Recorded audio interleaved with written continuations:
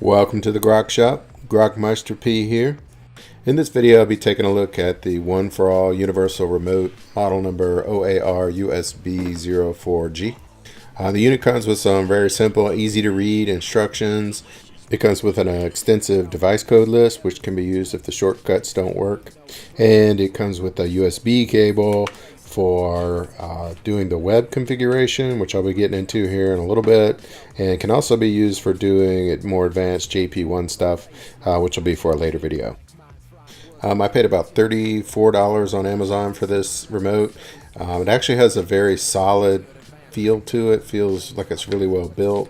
It's also very ergonomic, and the buttons are laid out really nice, and it has backlighting illumination, and it does have learning capabilities. So there's several possible ways to set it up. The easiest is to get the brand for each device you want to control, find it in the list, and then you can punch in a single digit and attach to each device button. There's 4 possible devices for this remote. This didn't work too good for me because my AV receiver brand, which is Marantz, isn't listed here. And also I use Kodi. Needless to say, Kodi won't be on here. So here's the gear I'll be trying to corral with this universal remote. I have a Panasonic 65-inch plasma TV, a Marantz AV receiver, DirecTV HR54, and an old Dell computer running Ubuntu with Kodi running on it. Instructions say to press and hold setup until you get 2 flashes of the TV light, which I did there. And then press the device you want to control, which is TV in this case, and then the number from the instructions, which I decoded as 3 for this TV. And that did turn off the TV.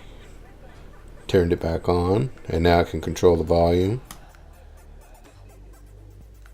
Note that I'm using Viera Link to control the power on the AV receiver through the TV. The remote is not controlling the AV here. Okay, now I go through the same process for the DirecTV box.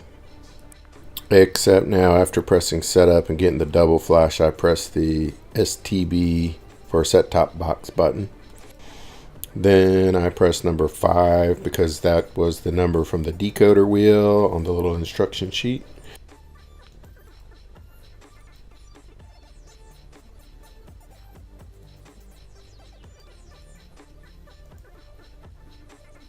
So this one seems to be working as well.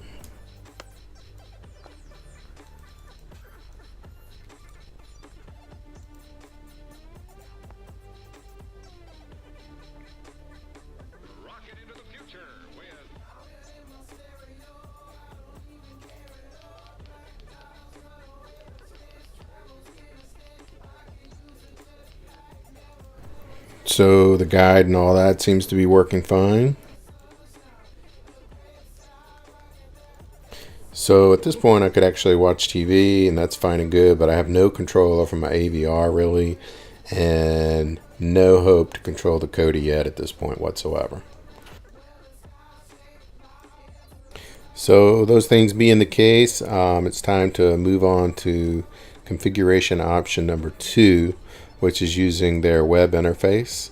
So just hooking up the USB device, which hooks up in the battery compartment, and plugging it into my Windows 7 box. It brings open this device folder.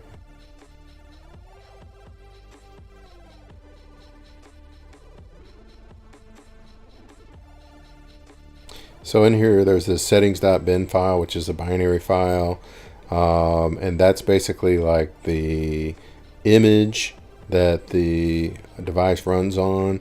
So you can literally swap the whole image out at will by swapping this file out.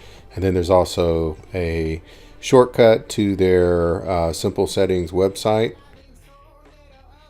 So you can actually just click this to get to the website, or you can type it in manually at simpleset.com.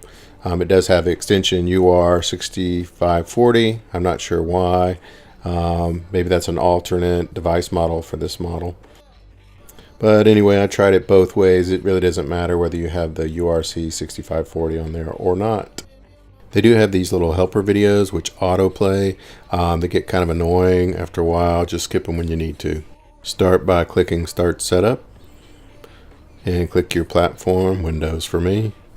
Make sure to select the right model. So when you start out, they want you to upload the existing image file. Just navigate to that USB drive folder, upload it. Start by clicking Add a Device, and in here you can set up each of the 4 device buttons just as you did by hand in the simple procedure. Of course, since I've already done that, it's going to ask, do I want to replace device? Just click Replace. And here you just scroll or type your manufacturer. My first real gripe about this website is after each change you get this annoying pop-up, are you finished? Well, no. They should allow you just to tell them at the end when you're finished. I think in this day and age people know to hit the save button after making a bunch of changes. So anyway, rinse and repeat the same process for the next device button, STB button in this case.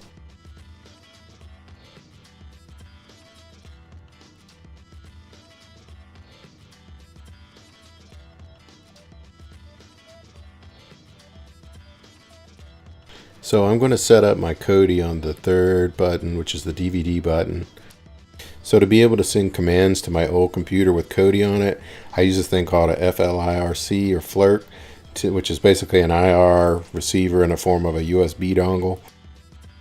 And rather than do a bunch of experimentation trying to find the right codes, I did a little quick lookup and I found this guy Yawar, who's saying that he's had a lot of success using Samsung TV code 2051 with this remote against the FLIRC dongle. So I figure, why not start there? Note though that to use the TV code and the DVD device button, we have to change the device type mapping. So we're going to do that here next, and that's under More Options. And then click Mode Reassignment.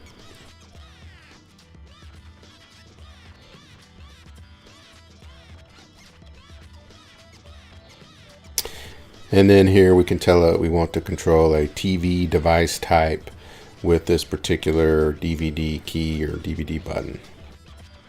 So navigating back up to the More Options area and then click I know my code. Here we can enter the code directly.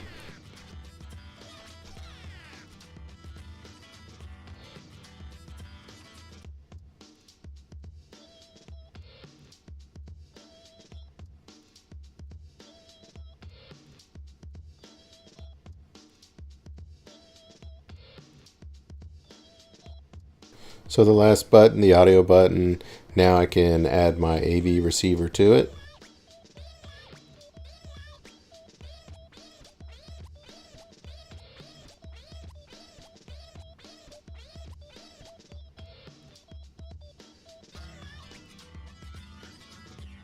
So now, besides configuring your individual devices, you also want to configure these smart control buttons. These are also known as activity buttons. There's a watch TV and a watch movie button. Of course, these are just labels. You can do any activity you want. You don't have to be watching TV with the watch TV button pressed. But the idea is these buttons ensure that the right devices work together and the right commands are routed where they should go for corresponding activities. Ultimately, what this does, it prevents you from having to press individual device buttons when you want to do something. For this system, I set up the Watch TV button to be assigned to the DirecTV satellite viewing, and Watch Movie is assigned to Kodi stuff. So whatever I'm doing in Kodi, whether it's watching a movie or listening to music, Netflix, pictures, all the things you can do in Kodi, I hit the Watch Movie button. So besides proper command routing, these buttons also allow you to power on all devices at the same time by pressing and holding the power button for 3 seconds after you press the Smart Control button. Under this extra features area, there's a area called Master Power and Smart Control, and this lets you tweak basically exactly what devices are turned on or off whenever you use one of these smart control buttons in conjunction with the power button to turn stuff on or off. I didn't need to make any changes here. I just was checking it out to see how it worked.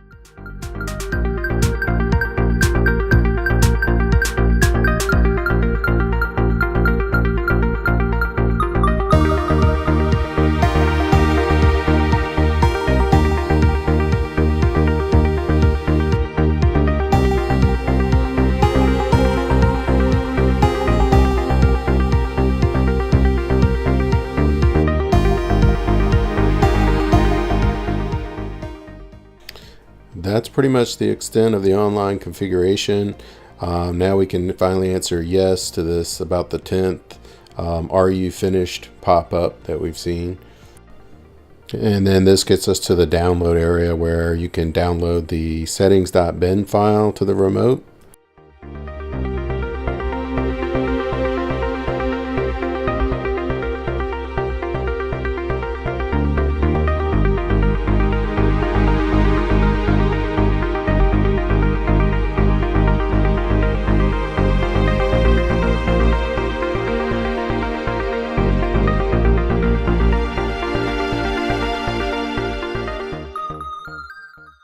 Of course, when you get the pop-up, you want to save file to the USB device drive. For me, it was letter I, drive I.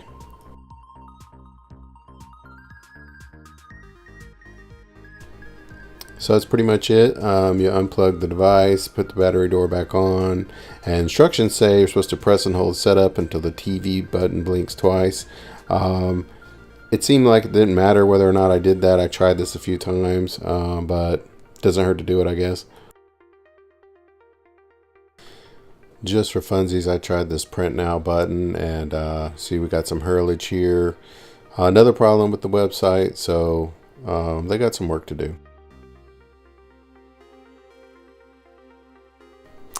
For me, I have the additional step of dialing in the FLIRC IR receiver for my Kodi. I got some functionality without doing all this, but of course nothing's perfect until you just dial it in the way you want it.